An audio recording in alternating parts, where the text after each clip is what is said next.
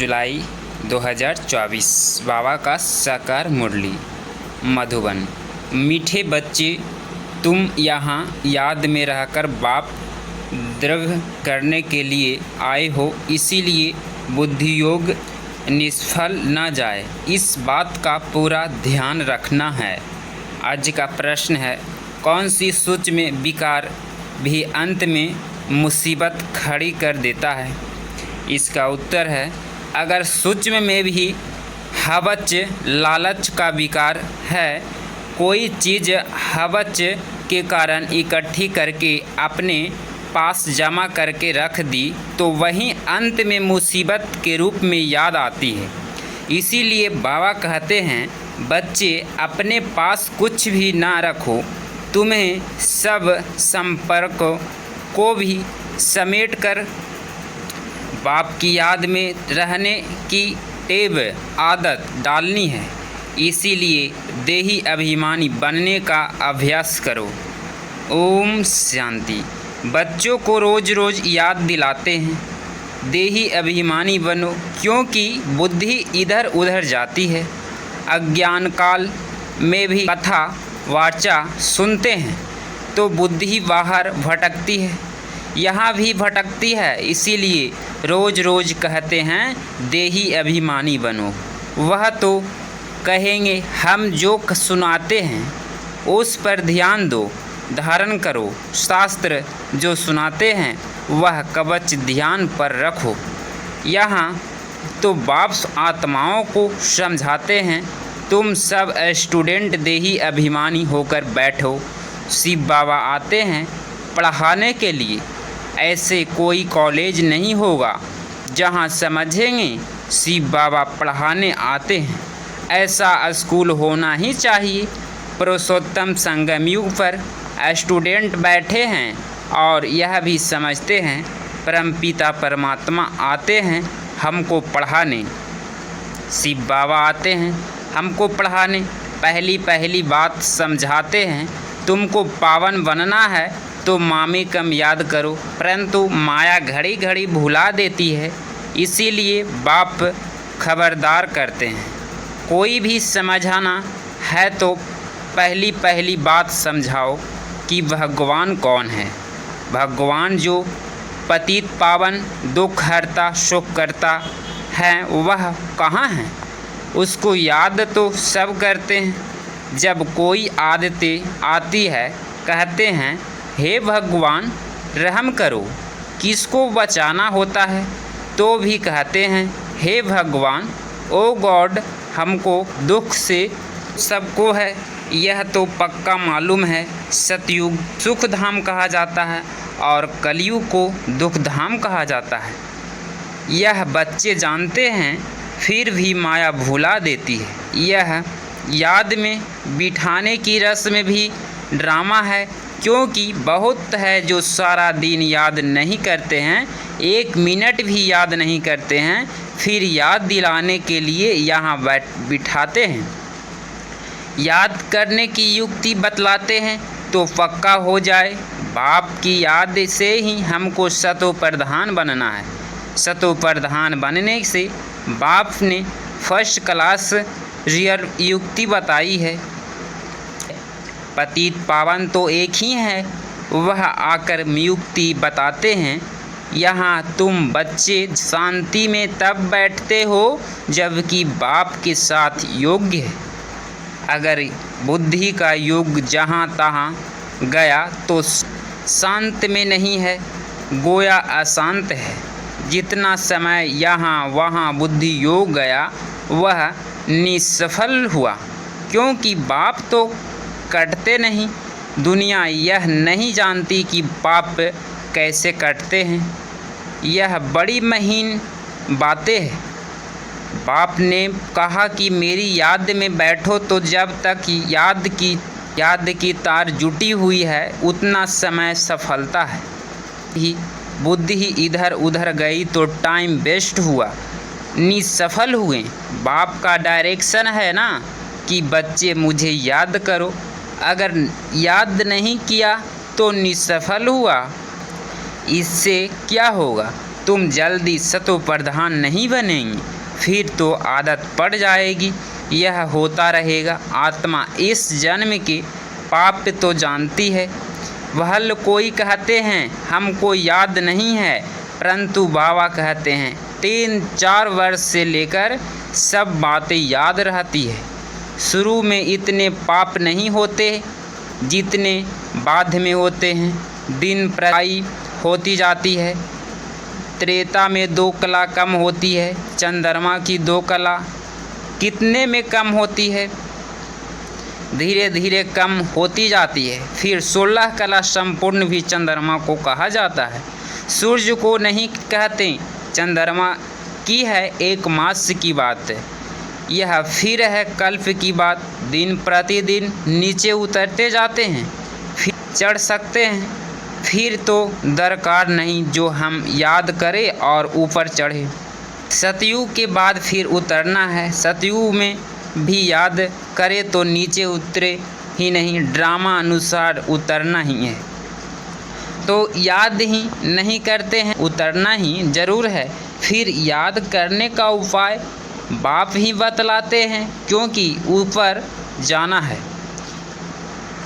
संगम पर ही आकर बाप सिखलाते हैं कि अब चढ़ती कला शुरू होती है। हमको फिर अपने सुख धाम में जाना है। बाप कहते हैं अब सुख धाम में जाना है तो मुझे याद करो, तो मुझे याद करो। याद से तुम्हारी आत्मा शतोप्रधान बन जाएगी। तुम दुनिया से निराले हो तो बैकुंठ दुनिया से भी बिल्कुल न्यारा है। बैकुंठ था, अब नहीं है। कल्प की आयु लंबी कर देने के कारण भूल गए हैं। अभी तुम बच्चों को तो बैकुंठ बहुत नज़दीक दिखाई देता है। बाकी थोड़ा टाइम है। याद की यात्रा में ही कमी है, इसीलिए समझते हैं अभी टाइम है। याद की यात्रा जितनी होनी चाहिए उतनी नहीं है। तुम पैगाम पहुंचाते हो तो ड्रामा के प्लान अनुसार, कोई तो पैगाम नहीं देते हैं तो गोया सर्विस नहीं करते हैं। सारी दुनिया में पैगाम तो पहुंचाना है कि बाप कहते हैं माँ में कम याद करो। गीता पढ़ने वाले जानते हैं एक ही गीता शास्त्र है जिसमें यह महावाक्य है, परंतु उसमें श्री कृष्ण भगवानुवाच लिख दिया है, तो याद किसको करें। वह शिव की शक्ति कहते हैं, परंतु यथार्थ ज्ञान नहीं जो श्रीमत पर चले। इस समय तुमको मिलती है ईश्वर मत, इसके पहले थी मानव मत। दोनों में रात दिन का फर्क है। मानव मत कहती है ईश्वर सर्वव्यापी है, ईश्वर की मत कहती है नहीं। बाप कहते हैं मैं आया हूँ स्वर्ग की स्थापना करने, तो ज़रूर यह नरक है। यहाँ 5 विकार सब में प्रवेश है। विकारी दुनिया है, तब तो मैं आता हूँ। निर्विकारी बनने के लिए जो ईश्वर के बच्चे बने उसके पास विकार तो हो नहीं सकते। रावण का चित्र 10 शिष्य वाला दिखाते हैं। कभी कोई कह ना सके कि रावण की सृष्टि निर्विकारी है। तुम जानते हो अभी रावण राज्य है, अभी में 5 विकारें हैं। सतयुग में है राम राज्य, कोई भी विकार नहीं। इस समय मनुष्य कितनी दुखी है, शरीर को कितनी दुख लगते हैं। यह है दुख धाम। सुख धाम में तो शारीरिक दुख ही नहीं होता। यहाँ तो कितनी हॉस्पिटल भरी हुई है। किसको स्वर्ग कहना भी बड़ी भूल है। तो समझकर औरों को समझाना है। वह पढ़ाई कोई को समझाने के लिए नहीं है। इम्तिहान पास किया और नौकरी पर चढ़ा। यहाँ तो तुमको सबको पैगाम देना है। सिर्फ एक बाप थोड़े ही देगा। जो बहुत होशियार है उसको टीचर कहा जाता है। कम होशियार है तो उसको स्टूडेंट कहा जाता है। तुम्हें सबको पैगाम देना है, पूछना है भगवान को जानते हो? तो बाप हैं सबका, तो मूल्य बात है बाप का परिचय देना, क्योंकि कोई जानते ही नहीं। उच्च ते उच्च बाप है, सारे विश्व को पावन बनाने वाला है। सारा विश्व पावन था जिसमें भारत ही था, और कोई धर्म वाला कह न सके कि हम नई दुनिया में आए हैं। वह तो समझाते हैं हमारे से आगे कोई होकर गए हैं। क्राइस्ट भी जरूर कोई में आएगा, उसके आगे जरूर कोई थे। बाप बैठ समझाते हैं मैं इस ब्राह्मण तन में प्रवेश करता हूँ। यह भी कोई मानते नहीं कि ब्राह्मण के तन में आते हैं। अरे ब्राह्मण तो चाहिए जरूर, ब्राह्मण कहाँ से आएगा? जरूर ब्राह्मण से ही तो आएगा ना। अच्छा, ब्रह्मा का बाप कभी सुना? वह है ग्रेट ग्रैंडफादर। उनका साकार फादर कोई नहीं। ब्रह्मा का साकार बाप कौन? कोई बतला ना सके। ब्रह्मा तो गाया हुआ है, प्रजापिता भी है। जैसे निराकार शिव बाबा कहते हैं, उसका बाप बताओ। फिर साकार प्रजापति ब्रह्मा का बाप बताओ। शिव बाबा तो एक डॉट किया हुआ नहीं है, यह एक डॉट किया हुआ है। कहेंगे इनको शिव बाबा ने एक डॉट किया, विष्णु को शिव बाबा ने एक डॉट किया है, ऐसे नहीं कहेंगे। यह तो तुम जानते हो, ब्राह्मण सो विष्णु बनते हैं। ये डॉट तो हुआ नहीं। शंकर के लिए भी बताया है, उसका कोई पाठ है नहीं। ब्रह्मा सो विष्णु, विष्णु सो ब्रह्मा, यह 84 का चक्र है। शंकर फिर कहाँ से आया? उसकी रचना कहाँ है? बाप की तो रचना है, वह सब आत्माओं का बाप है। और ब्रह्मा की रचना है सब मनुष्य। शंकर की रचना कहाँ है? शंकर से कोई मनुष्य दुनिया नहीं रची जाती। बाप आकर यह सब बातें समझाते हैं, फिर भी बच्चे घड़ी घड़ी भूल जाते हैं। हर एक की बुद्धि नंबरवार है ना। कितनी बुद्धि उनकी टीचर की पढ़ाई धारण कर सकते हैं। यह है बेहद की पढ़ाई। पढ़ाई के अनुसार ही नंबरवार पद पाते हैं। बहल पढ़ाई एक ही है, मनुष्य देवता बनने की डिनाइस्टी बनती है ना। यह भी बुद्धि में आना चाहिए कि हम कौन सा पद पाएंगे। राजा बनना तो मेहनत का काम है। राजाओं के पास दास दासियाँ भी चाहिए। दास दासियाँ कौन बनते हैं, यह भी तुम समझ सकते हो। नंबरवार पुरुषार्थ अनुसार हरेक को दासियाँ मिलती होगी। तो ऐसा नहीं पढ़ना चाहिए जो जन्म जन्मांतर दास दासिया बने। पुरुषार्थ करना है उच्च बनने का, तो सच्ची शांति बाप की याद में है। जरा भी बुद्धि इधर उधर गई तो टाइम वेस्ट होगा, कमाई कम होगी, सतो प्रधान बन नहीं सकेंगे। यह समझाया है कि हाथों से काम करते रहो, दिल से बाप को याद करो। शरीर तो तंदुरुस्त रखने के लिए घूमना फिरना यह भी भल करो, परंतु बुद्धि में बाप की याद करो। अगर साथ में कोई हो, झरमुई नहीं करनी है।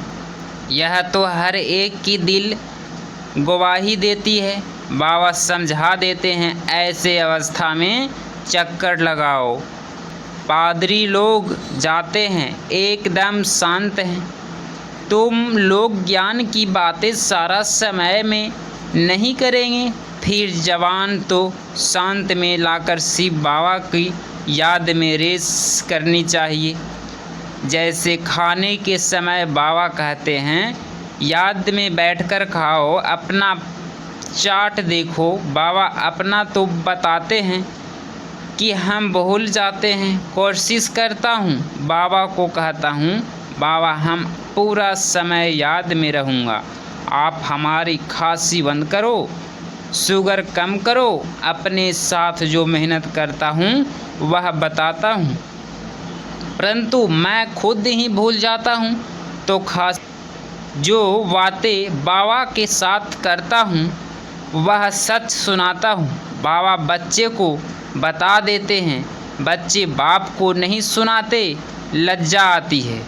झाड़ू लगाओ, खाना बनाओ तो अभी शिव बाबा की याद में बनाओ तो ताकत आएगी। यह भी युक्ति चाहिए, इसमें तुम्हारा ही कल्याण होगा। फिर तुम याद में बैठेंगे तो औरों को भी कशिश होगी।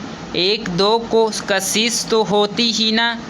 याद कितना तुम जास्ती में रहोगे उतना सन्नाटा अच्छा हो जाएगा। एक दो का प्रभाव ड्रामा अनुसार पड़ता है। याद की यात्रा तो बहुत कल्याणकारी है, इसमें झूठ बोलने की दरकार नहीं है। सच्चे बाप के बच्चे हैं तो सच्चा होकर चलना है। सच्चे बच्चे तो सब कुछ मिलता है। विश्व की बादशाही मिलती है तो फिर लोभ कर 10-20 साड़ियाँ आदि क्यों इकट्ठी करते हो? अगर बहुत चीज़ें इकट्ठी करते रहेंगे तो मरने समय भी याद आएगी। इसीलिए मिसाल देते हैं कि स्त्री ने उसको कहा लाठी भी छोड़ दो, नहीं तो यह भी याद आएगी। कुछ भी याद नहीं रहना चाहिए, नहीं तो अपने लिए ही मुसीबत लाते हैं। झूठ बोलने से 100 गुना पाप चढ़ जाता है। शिव बाबा का भंडारा स्वेद भरा रहता है, जास्ती रखने की भी दरकार क्या है? जिसकी चोरी हो जाती है तो सब कुछ दिया जाता है। तुम बच्चों को बाप से रजाई मिलती है तो क्या कपड़े आदि नहीं मिलेंगे? सिर्फ फालतू खर्चा नहीं करना चाहिए, क्योंकि अबलाएं ही मदद करती है। उसके पैसे भी बर्बाद नहीं करना चाहिए। वह तुम्हारी परवरिश तो तुम्हारा काम है कि परसवरी करना, नहीं तो 100 गुना पाप सिर पर चढ़ता है। अच्छा, मीठे मीठे सिकिलधे बच्चों प्रति माता पिता बाप दादा का याद प्यार और गुड मॉर्निंग। रूहानी बाप की रूहानी बच्चों को नमस्ते। रूहानी बाप की रूहानी बच्चों को नमस्ते नमस्ते। धारणा के लिए मुख्य सार। पॉइंट नंबर 1, बाप की याद में बैठते समय जरा भी बुद्धि इधर उधर नहीं भटकनी चाहिए। सदा कमाई जमा होती रहे, याद ऐसी हो जो सन्नाटा हो जाए।